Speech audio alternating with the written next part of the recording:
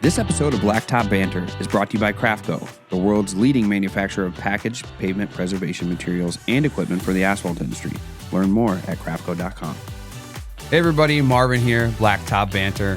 We're in North Branch, Michigan, KM International, and we've done an interview here. We took a tour of the facility, and I've had the pleasure now of sitting down with Cliff Cameron. Cliff, you want to introduce yourself, and we'll kind of talk about your role here at KM International, but I really enjoy the history that you gave us earlier of KM, and I'd like to cover that too as well. Sure, as long as you lead me with the questions. I'm good at that. Welcome, Marvin. It's a pleasure to be here today. My AKA is Fat Cliffy. I've seen that. I heard that. So without further ado, since you made it all the way up to Nutbush, we say that lovingly, North Branch, Michigan. Want to present you with a little Fat Cliffy maple syrup. Man. We ship that all over the world. And maybe out of the world. And out of the world for sure. I like it. I like it. That's going It's right out of at this the world, centerpiece. but you got to I believe post it on Facebook. Well, it's getting posted pretty much everywhere now, I would think, at this point, being as it's on the podcast. I heard you only have like 3 viewers, including your mom. Well, that depends on what avenue we're talking about. Okay. Yeah. The thing that really draws me to KM International is the steadfast, steady consistency with which your reputation has stayed in place over the years. Let's talk about your role first a little bit here, and then I know that's changed as the years have went on, but we'll talk about it now, and then kind of take us back a little bit and tell us about the early days and to now. I heard some great stories earlier today about visitors that would come through the roof sometimes and whatnot in the early days. Yeah, for sure. So let's get it straight first. I'm the old guy in the room. I agree. I'm not the smartest guy in the room, and I've always made a rule. If you're the smartest guy in the room, you probably should be in a different room. Correct. And that's why I rely on people like yourself and the people I surround myself, winners. Mm-hmm. And everybody here at KM International is here because they want to be. And we're a sharing company. We try to take care of the customers, number one. That's our philosophy. Old school business practice, the way it used to be. Mm-hmm. And it's all about the customer and taking care of people. So with that being said, we're in our 39th year. And it goes back to Carl and Greg, my best friends growing up in the world. They're long out of the picture, but they've given me opportunity that I would probably not otherwise have. So I was always happy. And I thank Carl all the time for the opportunity he gave me as a salesman. So we started out in a 2.5 car garage, and we were building toy boxes. Wooden toy boxes or metal? Wooden toy boxes. I was the salesman, always a salesman. Keizer was the engineer, and Carl could make anything. He could duplicate anything. So it evolved over the years, and I'll cut it short, but I left them in 1981. I went into the military and served 22 years, 1 month and 1 day in the Air Force. Loved every minute of it. Wouldn't change it for the world. But it was a great tour, I've met people around the world, and that's why I ship Fat Cliffy maple syrup to my kids. Yeah. But real fun. While I was on vacation, I would come home, work with Carl and Greg, and we'd go do asphalt repair and concrete repair and just do it up and have fun 30 days at a time. Wow. So when I retired, I called Carl and said, hey, I need a job. Yeah. So he brought me in, introduced me to Kurt, salesman. Yeah. Kurt walked. I came in, and it was about 2 years, and Kurt came back to the organization, and we had a good time building the company. But when we started really, really small. Yeah. And we were in an 1800s sawmill at the time. We had dirt floors. We had water on the floor. We had a lot of, well, let's say questionable practices. Questionable practices, wildlife living in the ceilings. We had a raccoon in the ceiling. We were eating lunch, and you would physically see him put his hand down looking for handouts. Really? Yeah, and he defecated on our office manager's desk one time, and that was it. He's fired. He was fired. That drew the line. Yeah, we got him out of there. But long story short, we evolved into what we are today, going through private ownership. It changed from Carl and Greg over to Ron Macy, my old partner, and Lee Lois and a couple other people. And yeah, if you know anything about our industry, those are names you recognize. Oh, yeah. And I appreciate the mentorship that they gave me. And like I said, I'm never the smartest guy in the room. Ron was an awesome pump guy and really, really cutting edge. Yeah. For as old as he was, no pun. Right. As old as he was as a partner, but he guided us and gave us opportunity. And I say us, my partner, Brian Burke. So it's really evolved, and we've gotten to the next levels. So we got through them as partners, and then the opportunity came for Brian and I to take a bigger role in, instead of being a partner, we became the owners, and it's been a Cinderella story for sure. We love every minute, and it's all about the customers. And now I'm 63, so like I told you earlier, it's not about me. It's about you guys and the next generation and what we can do to perpetuate the industry together. So that's hugely important.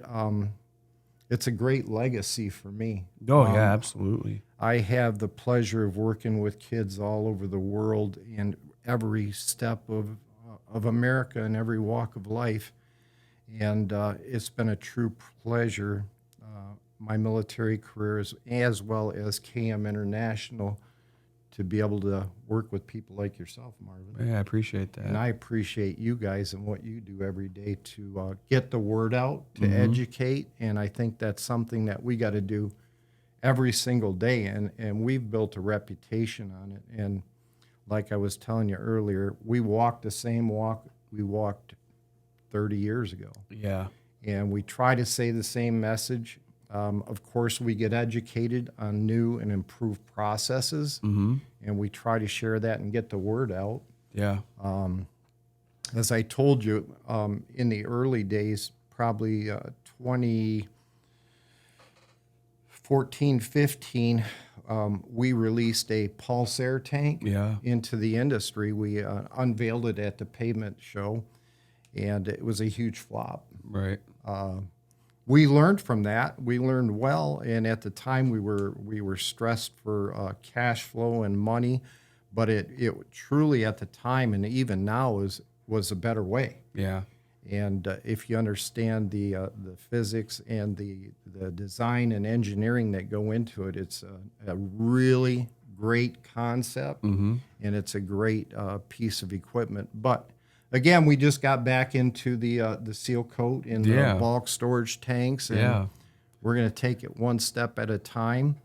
And we rely on people like yourself and the people out in the field to say, hey, look, this is what we like, this is what we don't like, and this is what we want to do better. So we're here for the industry, and if it makes sense, we're outside the box thinkers. So that's what we want to do. Well, you know, to touch on a few things there and go through, you know, your history of KM International and where we are now.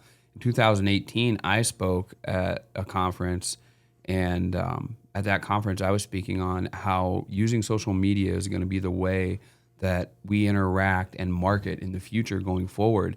And similar to how the pulse air, right, was just like fell, guys looked at me like, no, it's not. This is the way we've done it for 30 years. This is not how it's going to be. Now we've seen that a lot of those companies that had that mindset have fell by the wayside or got, you know, absorbed by other companies or different things. And we've started to adapt. And we've started to see growth and movement as we've adapted those ideas of different forms of marketing, different ways of interacting. And we've done that recently through a collaboration between Blacktop Banter and KM International by bringing something to the market that has never been brought before. You get a great piece of equipment with KM's reputation and brand behind it that you know is going to deliver. And at the same time, what comes with that is what we bring to the industry in your ways of marketing, networking, having contractor resources and all these things to help guys succeed even farther yet, right? So as we go into the future, like you said, if we think outside the box, we adapt, and we're able to work together in order to better our industry and better prepare the people for success that want to be in the industry going forward, which is something that you don't get to see very often, and we may have never seen before, in my opinion, when you purchase a piece of equipment in the industry. But going forward, to having companies like KM International have an understanding of, all right, we got to let go of some of the stuff a little bit and grab onto some of the stuff as we transition. We're not, the idea isn't we have everybody dive in over their head, but we get the boat a little bit closer to the dock as times change and things change. So let me give you a little correlation. Back in, I retired May 1st, 2003. I started working here June 14th, 2003. Being in the military, I was exposed early to computers and the computer generation and internet marketing and stuff like that. When I stepped into the sales position, there were no Facebook pages. The digital advertising was at the very brink of starting, and the internet was dial-up, and it was just starting. It was really hard for us as a company, being located in a 1800 sawmill, to get the ball rolling.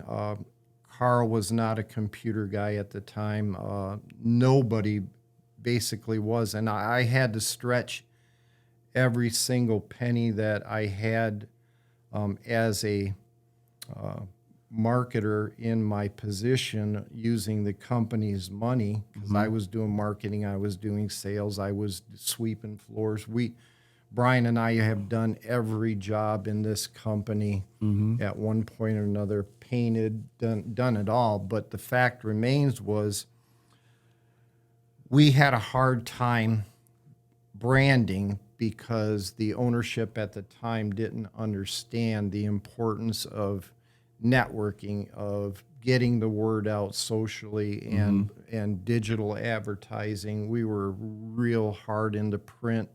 At maybe 1 month we'd do an advertisement for this, 1 month we'd do an advertisement for that, for a total of 3 times a year. Wow. Because at that point we didn't have the money and couldn't afford it. And I fought with my partners at the time to give me more money for advertising and marketing.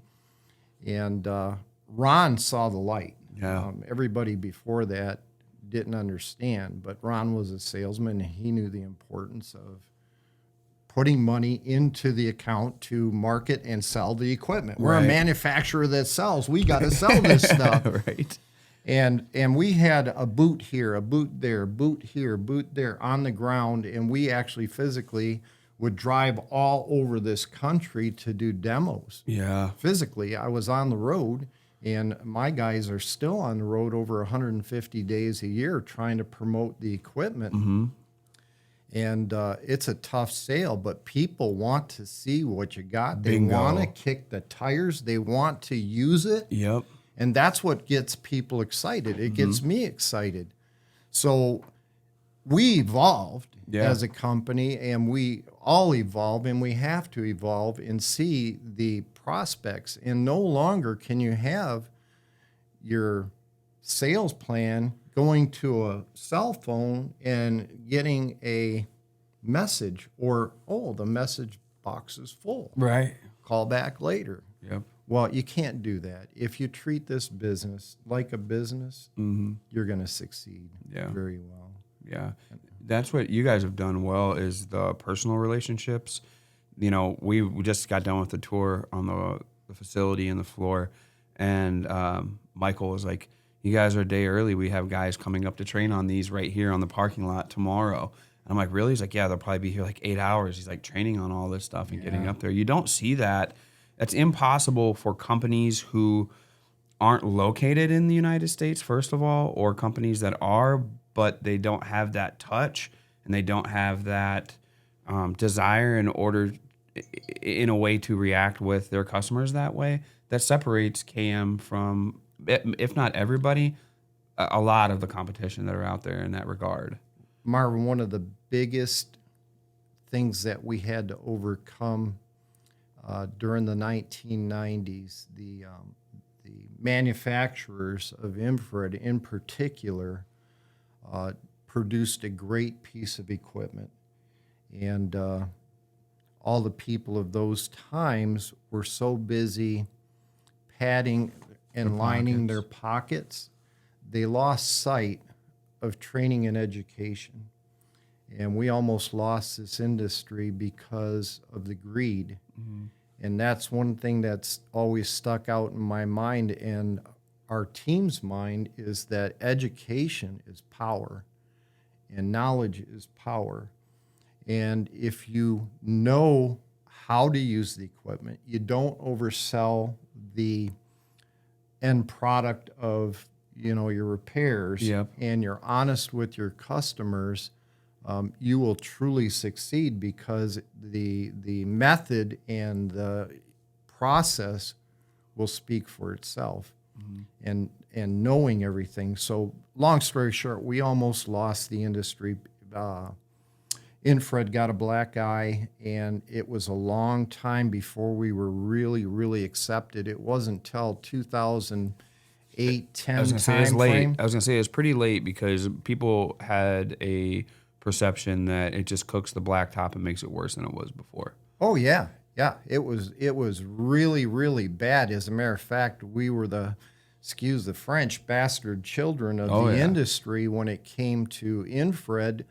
And we weren't literally not accepted by the paving industry, who were using torches, by the way, on the and direct impingement of flame on the asphalt. But we were bastard children, and it took a long time for us to get our reputation back. And I still, to this day, I push, if you have a paving service, you need a 218 for a cold seam. You need to fix that cold seam, high spot, low spot, alligated areas, and even the alligation and asphalt.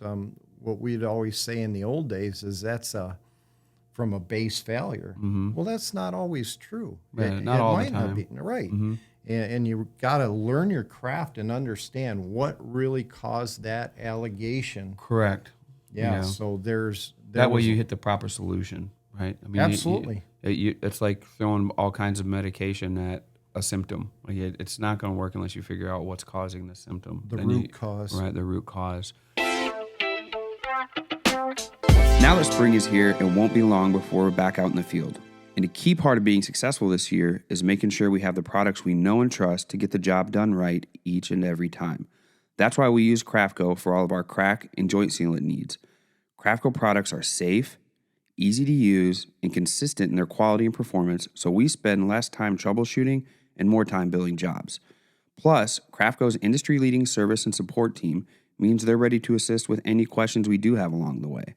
So, if you're ready to ditch the hassle and the headaches this year, visit craftco.com and give their products a try.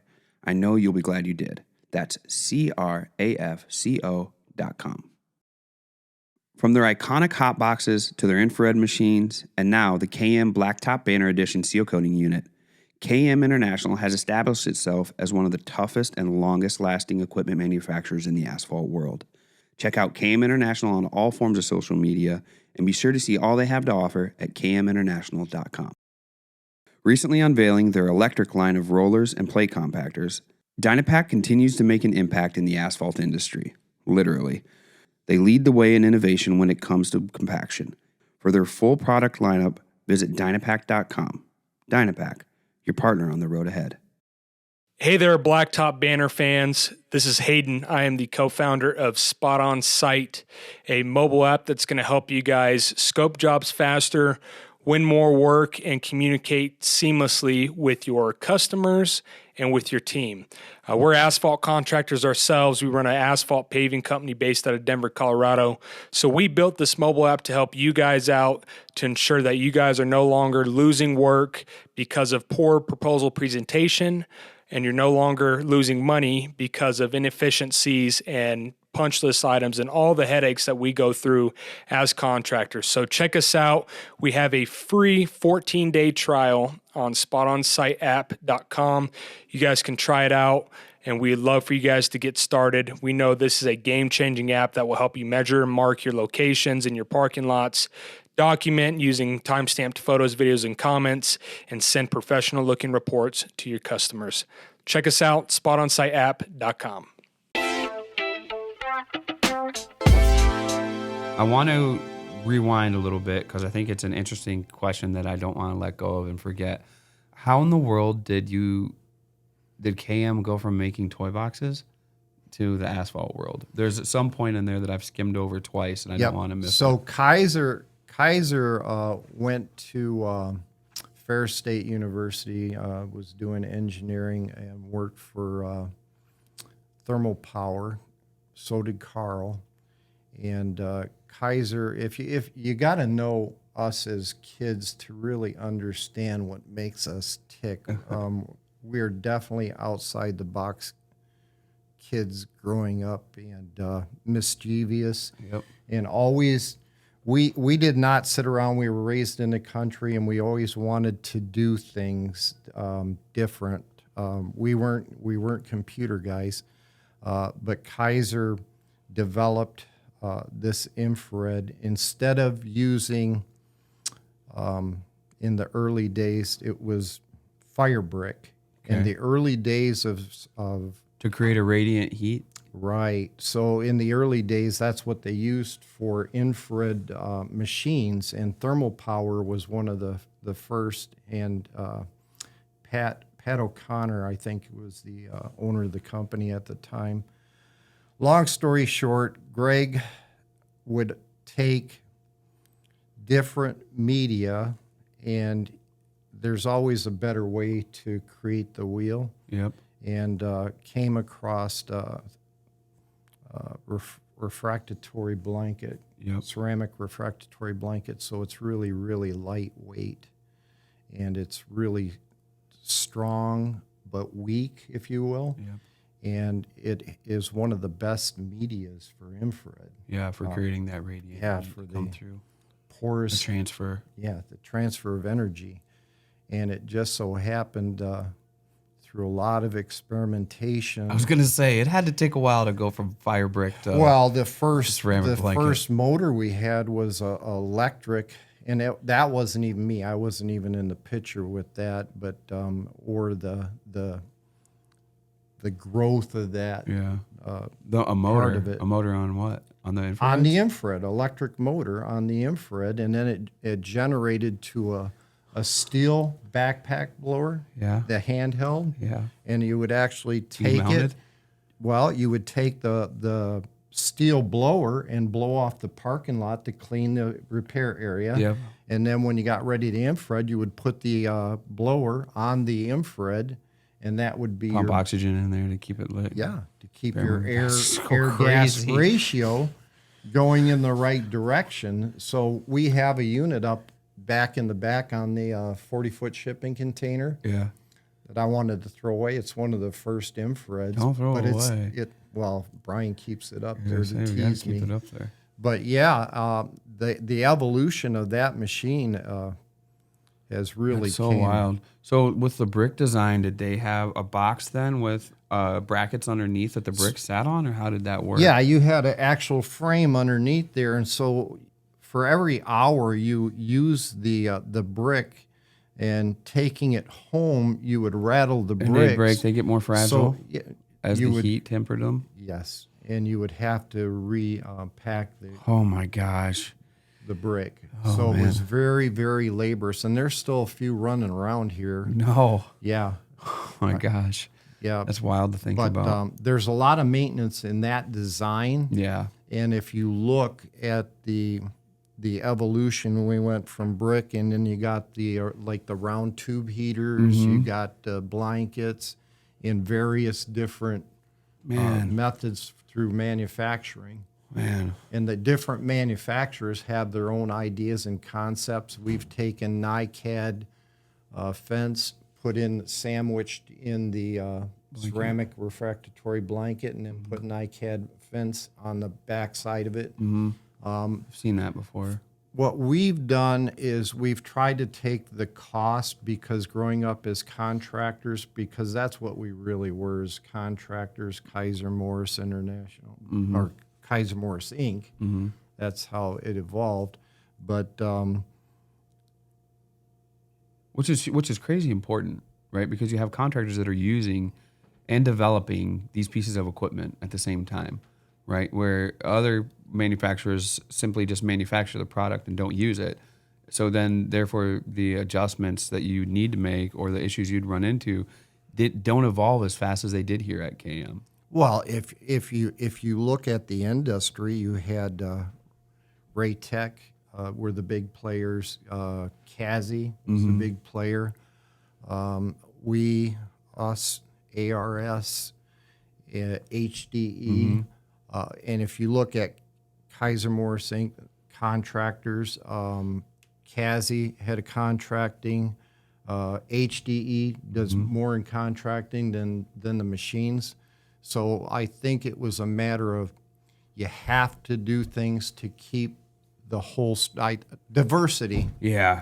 That's the bottom line. You In have order to to be create that product, Yeah. the product that was really going to stick, a product that had never been seen before, really, until the industry came, you had to be able to adjust and do that. When did that, because as many infrared units have you guys have sold, and as many different products that have come out through the years, the iconic one is the hotbox, because of how durable it is, how versatile it is, what you can do with it money-wise, as far as doing throw and go, as doing cut and replace, as being a complement to the infrared, which you guys have fantastically put together all on one unit in some of the 8,000 unit. When did that come into play where, all right, we're going to go into the hot boxes? And, I mean, it's the reason it says international is because they're in Siberia, they're in Tanzania, they're 46 countries around the world. Right, they're everywhere. And when you see one, the chances of you seeing a hot box that isn't KM is probably pretty slim, right? Versus it more than likely is a KM unit. When did that come into play after you guys got into the infrared? I think it actually came into play before the infrared, because you need a hot box to infrared. You don't need you got to have a hot box for infrared. So we went from toy boxes to hot boxes. Yeah. Essentially. Yeah, basically. And the important thing to know is you can work with a hot box. You can go saw cut, remove, and replace. You can skin patch. But to do infrared correctly, you got to have a hot box. So I always recommend to the customers, if money's an issue, go get a hot box, go patch, and go make some money, and put your money into processes that work, and always duplicate the processes that work. I told you that earlier. It's all about processes for good business planning and structure. So get the hot box. Our hot boxes are hot box reclaimers. Okay, and that's one of the biggest assets you can have. If the plants are closed, you can bulk store virgin asphalt and reclaim it overnight. I'm not saying you can take millings. I'm not saying you can take junk in, junk out. And I've said that since day one. If you want to reclaim, you can reclaim virgin asphalt, and it is a very great, responsible, green process. And that's one thing we don't push in this industry, is the green aspect of what we do. Our equipment is green equipment, and people need to start keying on the process of green repairs, right? And we don't sell that. Right. Why? Why do we overlook that? Well, I think a lot of it is that you have that older mentality where the first stuff we used was the best stuff, and they still think that, right? But Right. here are all these companies, which some of them came and visited you guys. One that I'm invested in, Nico, they came up and visited you guys and were like, "Hey, how do we keep the green thing going?" They're very green oriented. They create fantastic products, right? And it's like, well, yeah, of course they do. And that's why we're stuck with them. But also, they're sustainable. They're long term. They're with the Army Asphalt's Corps of sustainable, Engineering, yeah. right? They're partnered with the Army Corps of Engineers and the Air Force for a reason, Yeah. right? And now we have companies like your guys's where why aren't we pushing this and promoting this even more yet when we can do it just as well if it's done correctly with the right product and done just as well. It's comparatively the same to what we have had going So I forward. relate that to the Green Initiative, right? Mm-hmm. You got the Dems out there pushing the Green Initiative. Mm-hmm. What better bandwagon to jump on with our product and our Yeah. technology of pushing the recycle, reclaim, and reutilize, right? Yeah. So we're in place recycling. Yeah. And of course, you need the hot box, and this is what I'm getting back to. You need the hot box to bring it up to grade, to add a couple more shovelfuls so that you get a little bit high when you compact it. Zero transition repair. Yeah, over time, Yeah. it wears back down to zero transition. So when you think about it, Cliff, to bring everything around about, and you 39 years, been a minute. You've been in there a minute. And you've seen the industry transition from one thing to the other. What about for the future? Some stuff here as your career gets onto the back end. What do you see for the future going forward? What should people be grabbing hold of or thinking about as they move forward in the asphalt and asphalt maintenance industry that maybe hasn't become mainstream yet, right? Where you guys were on the front end of a lot of different things. Hey, digital marketing. Hey, we're going to be doing some green industry stuff. We're going to be doing the infrared stuff. What is it that you've noticed here going near the tail end of, hey, this is how we maybe should be going forward so that we don't miss a boat? This is not my tail end. I will be running for president, I assure you. No, I'm teasing. We have a bright future as an industry. My job is to perpetuate the industry. It's not about me. It's about you. It's about Michael. It's about the next generation. We're really just starting to get into the second generation of a repair industry. Correct. I believe that, yeah. So the opportunity is just endless. In the 39 years that we've been doing this, we have just skimmed the surface of what we do. We are constantly looking and trying to weigh out our next moves as it comes to equipment. Now that we are very successful in what we do and where we are as a company, as owners of a company, we're reaching out in different directions in what we do within the industry. Yeah. And without elating to too much, there are things on the drawing board that we want to do and accomplish, and there's a lot of more things that I want to do before I exit.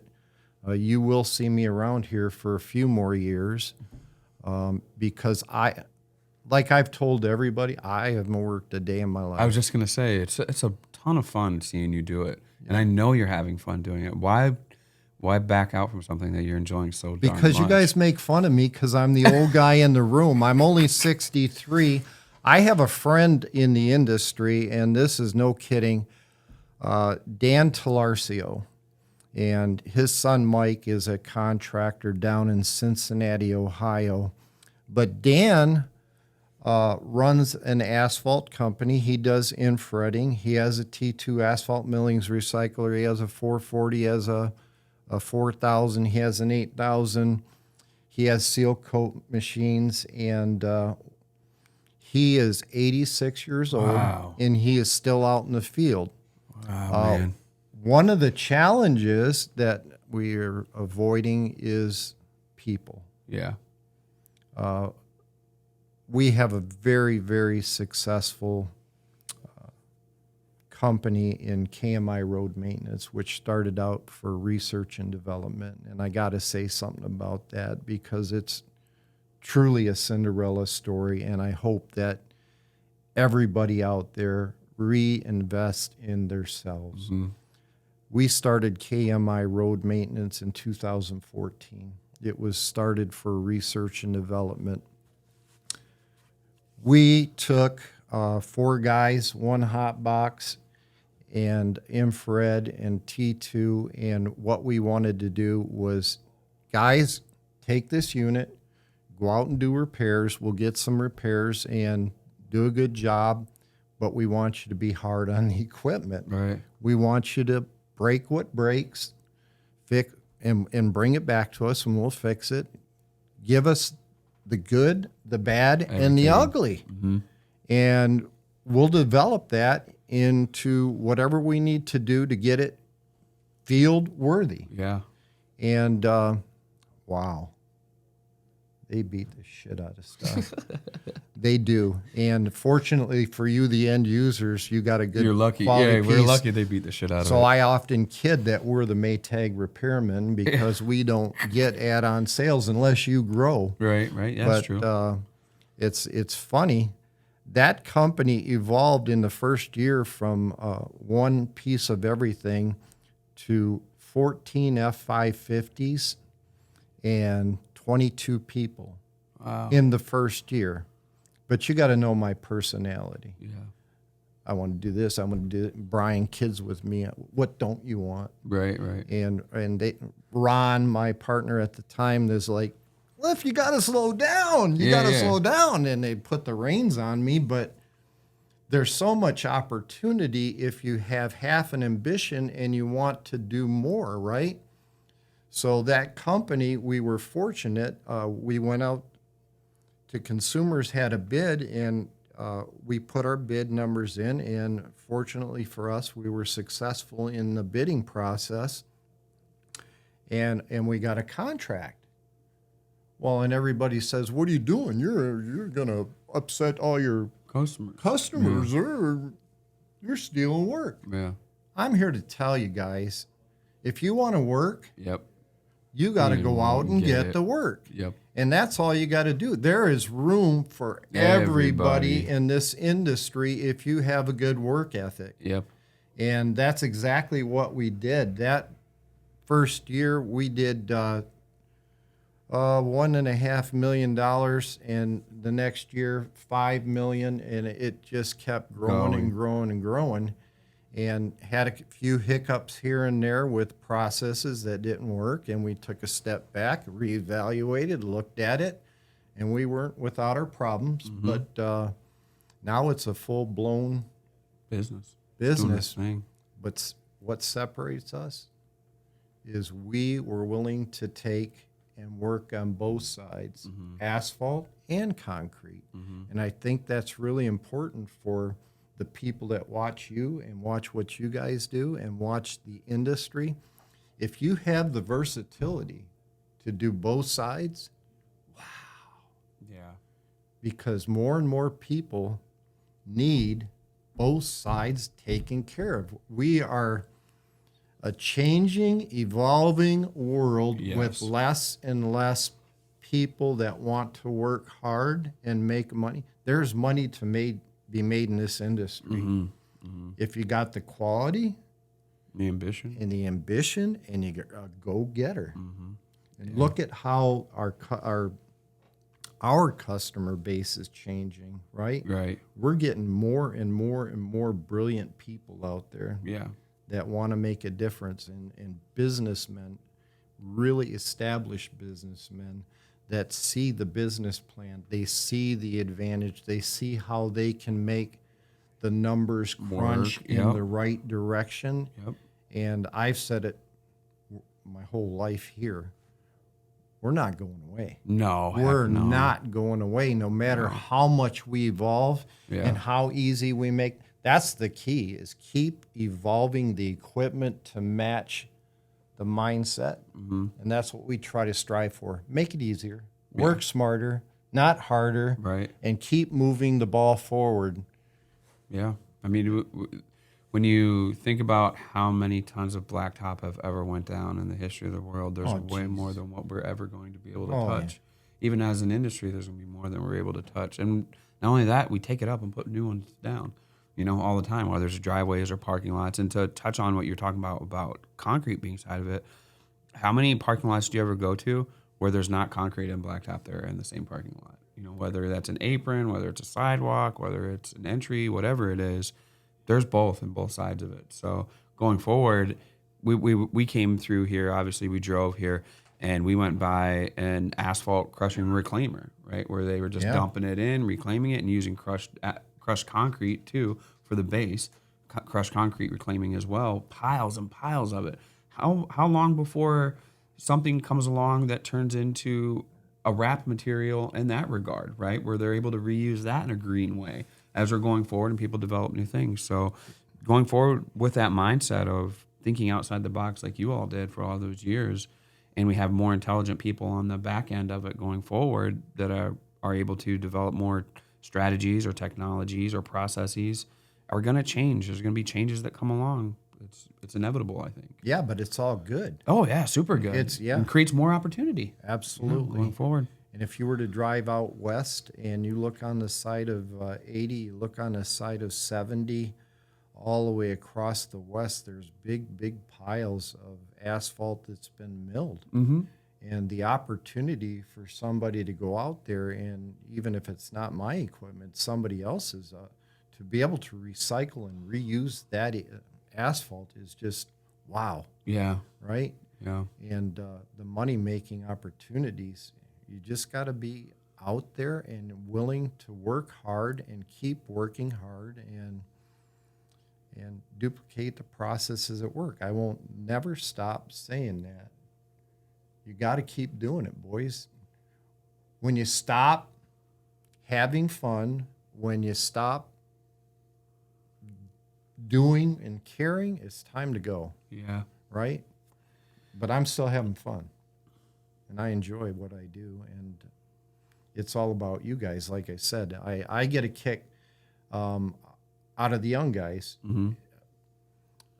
I guess I get a big thrill out of that parking lot, right? When I first came here, you'd see beat up junkers and cars that would barely get to work. Now I see the evolution of our employees, getting bigger cars, better cars, and newer, nicer, getting houses.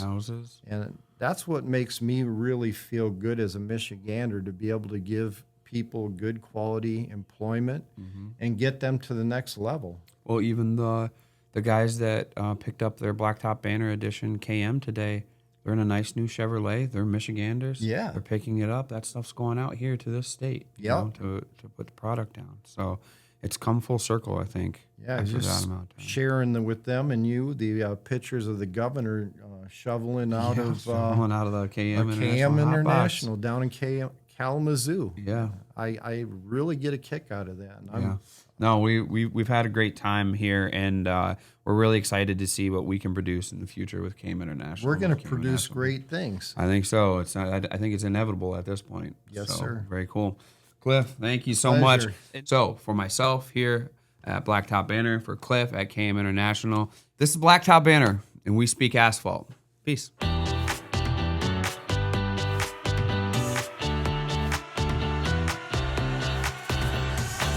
We've had our 800 network phone number on the side of our trucks and equipment for a while now.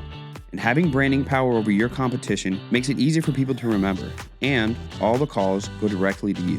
Plus, when you join the 800 Pavement Network, you're joining over 300 pavement contractors who have generated over $2 billion in combined total sales. You can call 1-800-PAVEMENT, or you can go to the website 1-800-PAVEMENT.com and you'll find them. If you've been listening to the show for a while, you know that I've been using Stencil Plus for years.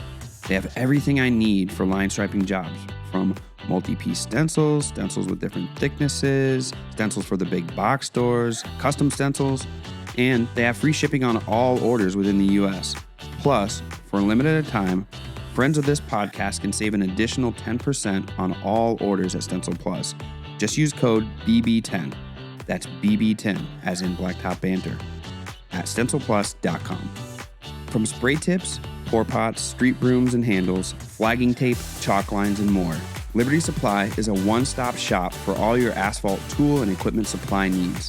Visit their website at libertysupply.biz or call 800-397-9907 and tell them Marvin sent you.